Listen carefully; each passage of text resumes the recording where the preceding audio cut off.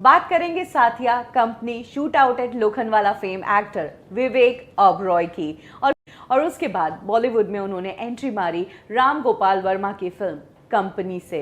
इस फिल्म में उन्होंने चंदू का किरदार निभाया था और इस फिल्म में उनका एक सीन है जिसमें वो अजय देवगन को बिना आंखें झपकाए उनकी आंखों में आंखें डाले कहते हैं कि मैं किसी से डरता नहीं। ये कैरेक्टर बहुत ही पावरफुल कैरेक्टर था और इस फिल्म से विवेक ओबरॉय को काफी तारीफ मिली। इनफैक्ट उन्हें फिल्म फेयर का बेस्ट डेब्यूटेंट के अवार्ड के साथ साथ बेस्ट सपोर्टिंग एक्टर का भी अवार्ड दिया गया। यानी कि इंडस्ट्री ने विवेक ओबरॉय को बहुत ही अच्छी तरीके से वेलकम किया था और इसी साल उन्होंने जगह बना ली इंडस्ट्री के सबसे बड़े कैंप यशराज कैंप में।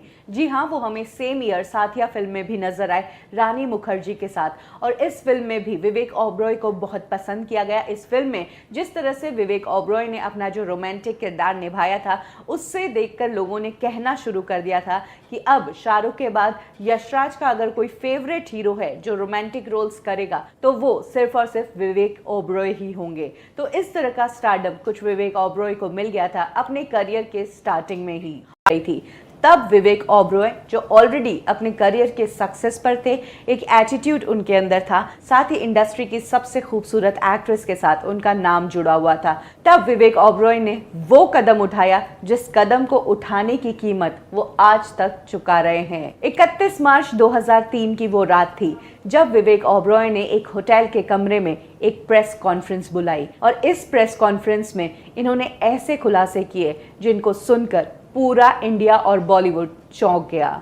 इस प्रेस कॉन्फ्रेंस ने विवेक ओबरॉय ने सलमान पर भद्दी गालियां देने का इल्जाम लगाया। इतनी गंदी गालियां कि मुझे कहते हुए शर्म आती है। उन्होंने कहा कि सलमान ने शराब के नशे में मुझे 41 कॉल्स किए। He's called me 41 times in one night. I don't understand it. और उन्होंने बताया कि सलमान ने कई सारी एक्ट्रेसेस का भी नाम लिया जो उनके साथ इन्वॉल्व है। उन्होंने ऐश्वर्या का नाम लिया, दिया मिर्जा का नाम लिया, रानी मुखर्जी का नाम लिया, सोमी अली तक का नाम लिया। उनकी इस प्रेस कॉन्फ्रेंस को इंडस्ट्री ने बहुत ही बुरी तरीके से क्रिटिसाइज किया। इनफैक्ट बॉलीवुड के कई एक्टर्स तब सलमान के सपोर्ट में आए, जिसमें से एक थी करीना कपूर, जिन्होंने कहा कि अगर विवेक को सलमान के साथ इतनी प्रॉब्लम थी तो उसने प्रेस कॉन्फ्रेंस क्यों बुलाई, वो फेस टू फेस जाकर सलमान से सारी बात क्लियर भी कर सकते थे। वहीं अगर बात करें संजय लीला भंसाली की तो उन्होंने कहा कि मैं अब कभी भी विवेक के साथ काम ही नहीं कर सकता हूं, क्योंकि अगर मैंने अपने सेट पर विवेक पर चिल्ला दिया तो हो सकता है वो कल मेरे खिलाफ भी कोई प्रेस कॉन्फ्रेंस कर दे। इसके अलावा सुनील शेट्टी ने भी कहा कि प्रेस कॉन्फ्रेंस करना किसी भी झगड़े का सलूशन नहीं है, उन्हें सलमान से ही जाकर बात करनी चाहिए थी। इनफैक्ट तब अभिषेक बच्चन ने भी सलमान की ही साइड ली थी और उन्होंने कहा था कि इंडस्ट्री का एक रूल है कि जब भी कोई डिस्प्यूट होता है तो दो लोग आपस में बैठकर उसको सॉर्ट आउट करते हैं, बजाय इसके कि पब्लिक को मजा दें। इंडस्ट्री का पूरा रुख सलमान की तरफ ही था और तब विवेक ओबरॉय को लग गया था कि उनसे बहुत बड़ी गलती हो गई थी।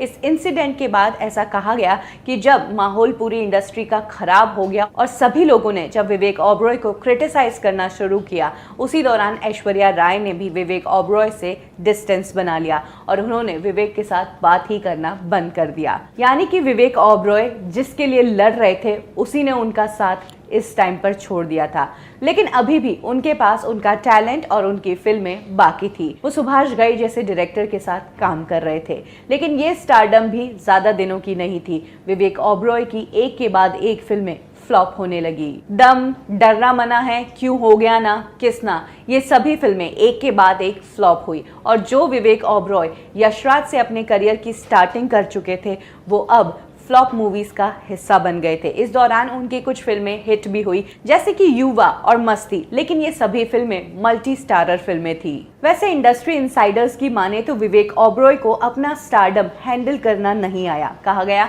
कि जब उन्हें ये स्टारडम मिल गया था तब उन्हें बड़ी बड़ी फिल्मों के ऑफर्स आ रहे थे और तब उन्होंने बड़ी बड़ी गलतियां भी की।